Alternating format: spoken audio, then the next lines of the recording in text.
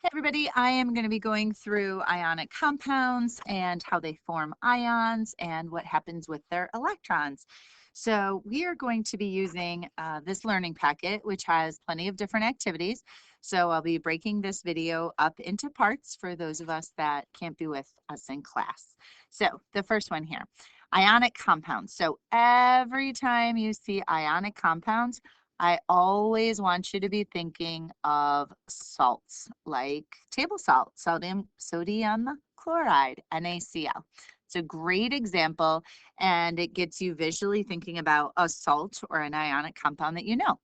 So first of all, what do we know they're made up of? They have to have a metal and they have to have a nonmetal atom. So at least one of each, but we know the mole-to-mole ratio could be different and we could have different numbers of particles in them. The formula, just like every compound, it tells you what I just mentioned. It tells you the mole-to-mole ratio of atoms. So for example, NaCl has 1 mole of Na for every 1 mole of Cl. All right, ionic compounds have blank melting and boiling points. So they have high melting and boiling points. And that is due to what type of attraction between the compounds? And it is strong. All right, J.J. Thomson discovered that atoms have a C of positive, and he found the first subatomic particle. And we know that particle is the electron, which have a negative charge. And then we did the sticky tape lab. And in the sticky tape lab, we saw that neutral atoms could lose or gain electrons. Oops, I don't want an E at the end of it, just gain, causing them to be charged. So we saw that they would have attractions to different things. Sometimes they would repel the tape, sometimes they would attract the tape, and we figured out that that was due to them losing or gaining electrons and then being positive or negative.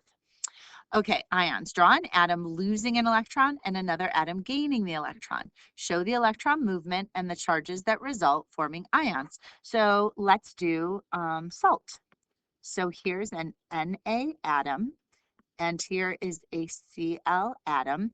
Notice that both atoms are neutral, and A is the metal. The metal is always the one that loses electrons. This is going to lose 1 electron, and it's going to be Na with just a +1. And Cl is going to gain a negative, so then it's going to be negative. So every time you lose an electron, you become positive because you take away a negative, and so you are positive. And if you gain, oh, this should say gain. When an atom gains an electron, it becomes negative. So if yours isn't already, make sure that you change that and put gains. Okay, oppositely charged ions are attracted to each other. Plus likes minus. This forms a lattice of ionic compounds. Lattice, think of like a lattice fence. I'm going to show you what that looks like in a minute. But if you've ever seen a fence where the lines go like this and the lines go like that, that's a lattice fence. They end up looking like all these little diamonds. That's a lattice fence. The strong attractions between ionic compounds is what holds them together. Most often in what kind of a shape do ionic compounds have? And I know you're saying this out loud as I'm doing this with you. They form crystals, and that accounts for their high melting and boiling points. So because they are all connected in this way with their positive and negative charges, they have very strong attractions. So let's draw multiple NaCls and show the ions.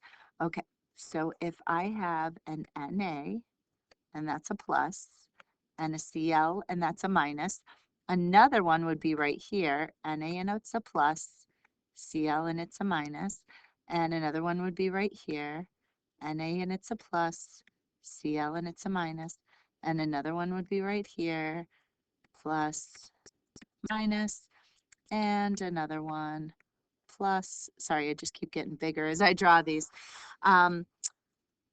But this is how it ends up becoming a crystal lattice. So, I mean, like these have a bond, an ionic bond with each other, but then there's an attraction. The minus wants to be next to the plus wants to be next to the minus next to the plus. And so it all oh my gosh, it all starts to blend together. So if I said every Na was a filled in circle and every Cl a not filled in circle, eventually it starts looking like this. And sometimes it's really hard to tell where's the bond and where's the strong attraction. And it's just going to repeat over and over again like this because there's so many attractions going on between the pluses and the minuses.